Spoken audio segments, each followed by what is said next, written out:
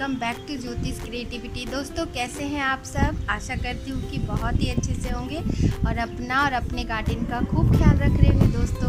दोस्तों आज मैं आप सभी को दो ऐसे हार्डी और परमानेंट प्लांट की कटिंग को कैसे लगाते हैं उसकी जानकारी दूंगी। और क्रोटन तो बहुत ही इजी टू ग्रो होता है, कैसे भी आप लगा दीजिए, पानी में भी वो ग्रो हो जाते हैं, उसकी रूटिंग हो जाती है और सॉइल में तो हो ही जाती है उसकी रूटिंग, तो बहुत ही आसान से वो लग जाता है। और आपके गार्डन में तो क्रोटन होना ही चाहिए क्योंकि वो आपके गार्डन को एक बहुत ही ब्यूटी ऐड करती है, बहुत ही कलर ऐड करती है। और साथ ही फाइकस को भी होना ही चाहिए आपके गार्डन में, क्योंकि फाइकस एक ऐसा प्लांट है जो बहुत ही हार्डी होता है और एक बार आपके गार्डन में आ जाए तो उससे कटिंग से आप ढेरों प्लांट बना सकते हैं और सालों साल आपका साथ देगा। और साथ ही आपके गार्डन में शेड की कमी है, जो कि मैं भी ये प्रॉब्लम फेस करती हूँ, मैंने भी ग्रीन नेट नहीं लगवाई है, तो समर में थोड़ा प्रॉब्लम तो हो जाता है, प्लांट को कैसे केयर करें, बहुत ही थोड़ा सा प्रॉब्लम होता है दोस्तों। तो फाइकस रहने से आपके जो गार्डन में नाजुक से छोटे छोटे प्लांट्स होते हैं उसको शेड भी वो देगा और छाया भी देगा। बहुत सारे आप एक लाइन से फाइकस के प्लांट्स को लगा कर रख सकते हैं और मैंने भी ऐसा ही कुछ सोच कर रखी हुई है और प्लानिंग अपने गार्डन के लिए। तो चलिए देखते हैं कि किस तरह से इन दोनों कटिंग्स को हम लगाते हैं। तो दोस्तों देखिए, ये क्रोटन की कटिंग है और ये पुणे वैरायटी की क्रोटन है और इसके लीफ जो होते हैं ये नॉर्मल वाला क्रोटन से थोड़ा छोटा छोटा इसका लीफ होता है और बहुत ही सुंदर ये कलरफुल इसके फोलिएज होते हैं, बहुत ही अच्छा लगता है। देखिए, एक ही प्लांट में अलग अलग कलर वेरिएशन देखने को मिलती है और ये थोड़ा सा शेड में था ये प्लांट। अगर ये प्लांट थोड़ा धूप में रहता है, जहाँ आधे दिन की इसको धूप मिलती है, तो इसके लीफ में और भी सुंदर इसके वेरिएशन होते हैं, रेड कलर थोड़ा और इनहेंस होकर ये निकलता है। तो ये वाला क्रोटन, आप चाहे कोई भी क्रोटन की वैरायटी लीजिए, प्रोसेस यही सेम ही होगा। और ये मैं लाई हूँ और ये फाइकस, देखिए फाइकस बेंजामिन, तो ये फाइकस की कटिंग लेकर आई हूँ और ये काफ़ी हार्डी होता है। तो चलिए इसकी कटिंग को तैयार करते हैं। दोस्तों सबसे पहले मैं क्रोटन की कटिंग को लगाना बता रही हूँ। तो ये देखिए, ये जो है इसको जितनी सारी ये लीफ है इसको हम लोगों को रिमूव कर देना है, ठीक है दोस्तों सबसे पहले हम जिस टूल का इस्तेमाल कर रहे हैं तो उसको हम लोगों को डिसइंफेक्ट कर लेना है, सैनिटाइज़र या डेटोल या किसी भी चीज़ से आप इसको डिसइंफेक्ट कर ले। और चलिए स्टार्ट करते हैं वीडियो। तो ये जो क्रोटन के जितने भी ये लीव्स हैं इसको हमें हटा लेना है। हाथों से भी ये हट जाती है, लेकिन उससे क्या होता है कि टिश्यू डैमेज होने का डर रहता है, तो इसीलिए टूल की मदद से जनरली हटाना चाहिए हम सभी को।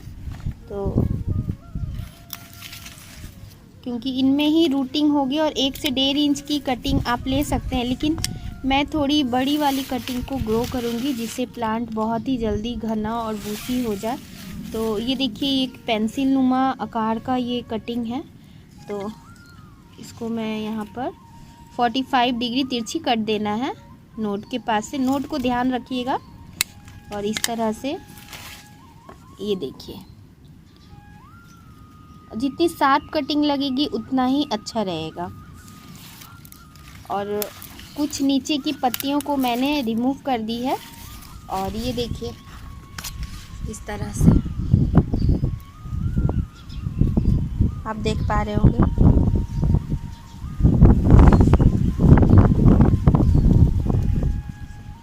और इसको मैं इतना मिट्टी के अंदर डालूंगी, ठीक है, इतना मिट्टी के अंदर या इतना मिट्टी के अंदर मैं डाल दूंगी। काफ़ी आसान से ये ग्रो हो जाएगा और बहुत ज़्यादा एफर्ट नहीं करना पड़ता है हमें। तो और मिट्टी कैसी लेनी है, थोड़ी भुरभुरी सैंडी सॉइल लीजिए। मैं तो इसको सिंपल इसको एक पॉट ही तैयार करके रखी हूँ और उसी में मैं इसको मिट्टी के अंदर डालने वाली हूँ, क्योंकि फिर मुझे इसको रीपॉट नहीं करना होगा। और अभी ऐसा रेनी सीजन है तो काफ़ी जल्दी इसमें रूटिंग हो जाएगी।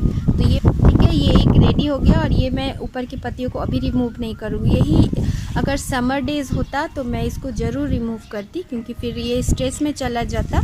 लेकिन अभी ऐसा वेदर है कि ये सारे लीफ अच्छे से रहेंगे और प्लांट को सर्वाइव भी नहीं करना पड़ेगा रूटिंग के लिए। तो इसीलिए रेनी सीजन में जितना ज़्यादा से ज़्यादा हम लोग कटिंग लगाएं उतना ही ईजिली ये प्रोपागेट हो जाता है। और बिना रूटिंग हार्मोन की मैं लगाऊंगी इसको। तो चलिए ये एक तैयार हो गया, अब दूसरा तैयार करते हैं। और ये रही ये दूसरी कटिंग दोस्तों, ये देखिए, इसको भी मैं उसी तरह बड़ा ही कटिंग तैयार करूँगी। इसको भी मैं बहुत ज़्यादा छोटा नहीं करूँगी और बड़ा ही रखूँगी इसको भी। ये देखिए, और कुछ पत्तियों को हटा दूँगी और ऊपर की पत्तियों को मैं रहने दूँगी, नीचे की पत्तियों को हटा दूँगी। तो ये रेडी हो गया दोस्तों। बरसात में हम लोगों को कोई ज़्यादा मेहनत नहीं करना पड़ता। चलिए अब फाइकस की कटिंग को रेडी करते हैं। तो ये लीव्स को मैं हटा देती हूँ। और ये रही फाइकस की कटिंग। बहुत ही हार्डी प्लांट होता है फाइकस, बहुत ही अच्छा, इसके बोनसाई भी बनते हैं। इसके आप बहुत ही सुंदर सुंदर शेप दे सकते हैं फाइकस को। तो इसकी कटिंग को चलिए, इसको अभी तिरछी कट दे देते हैं 45 डिग्री एंगल पर यहाँ से।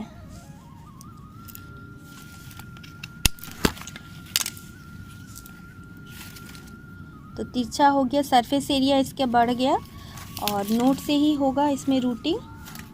तो इधर देखिए ये नोड है, तो इतना मैं मिट्टी के अंदर डालूँगी और इसको मैं हल्का सा यहाँ से इस तरह से इसकी स्किन को निकाल लूँगी, इस तरह से रगड़ कर।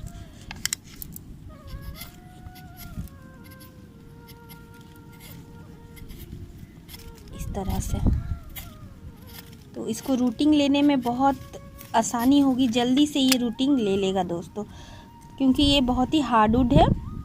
तो इसको इस तरह से करना ज़रूरी है। आप चाहे तो इसमें फंजीसाइड भी लगा सकते हैं। रूटिंग हार्मोन में कुछ भी नहीं लगाऊंगी, ऐसे ही ये ग्रो हो जाएगा। तो ये एक कटिंग तैयार हो गया और बहुत ज़्यादा मैं लीफ को भी नहीं हटाने वाली क्योंकि अभी रेनी डे है। और दूसरी कटिंग को भी इसी तरह तैयार करना है और ये इस तरह से। तो इसकी ये नीचे की ये ब्रांच को मैं हटा दूँगी, यहाँ से इसको हटा दिया।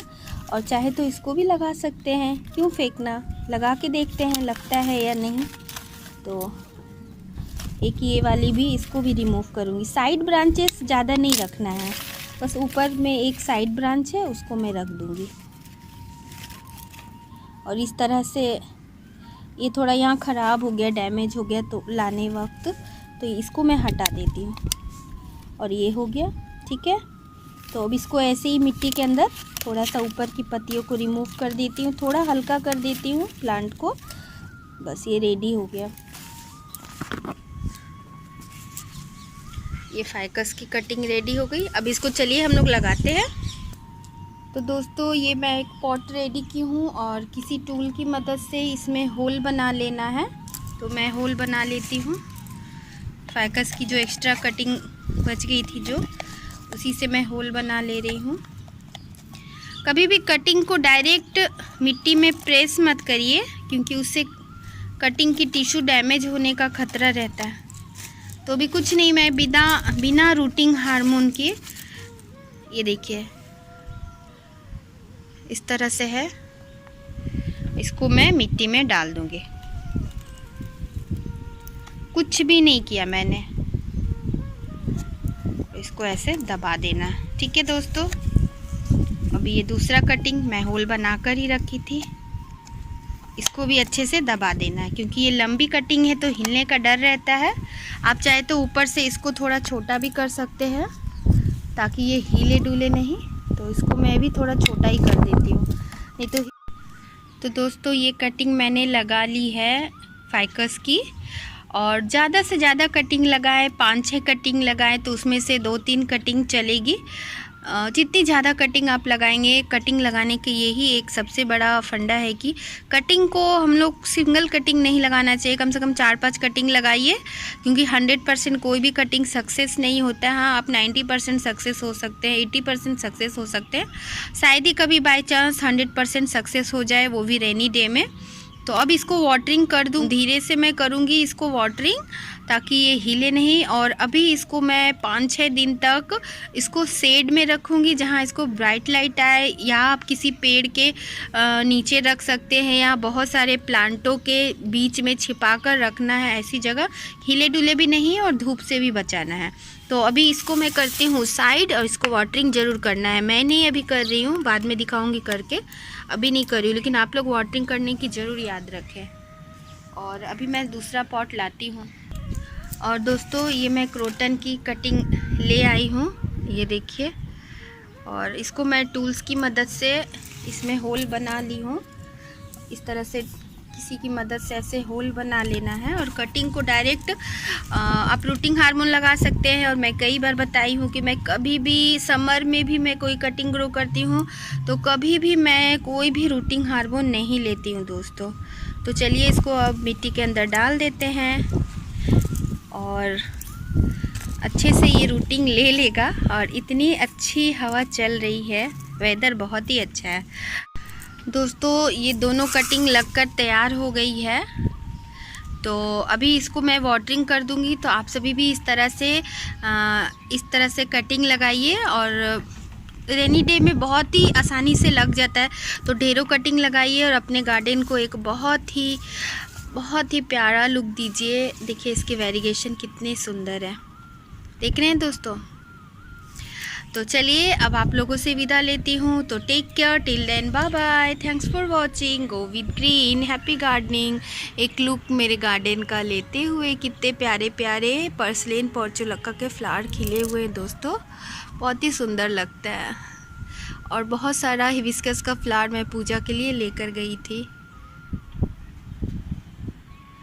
Bye bye, happy gardening.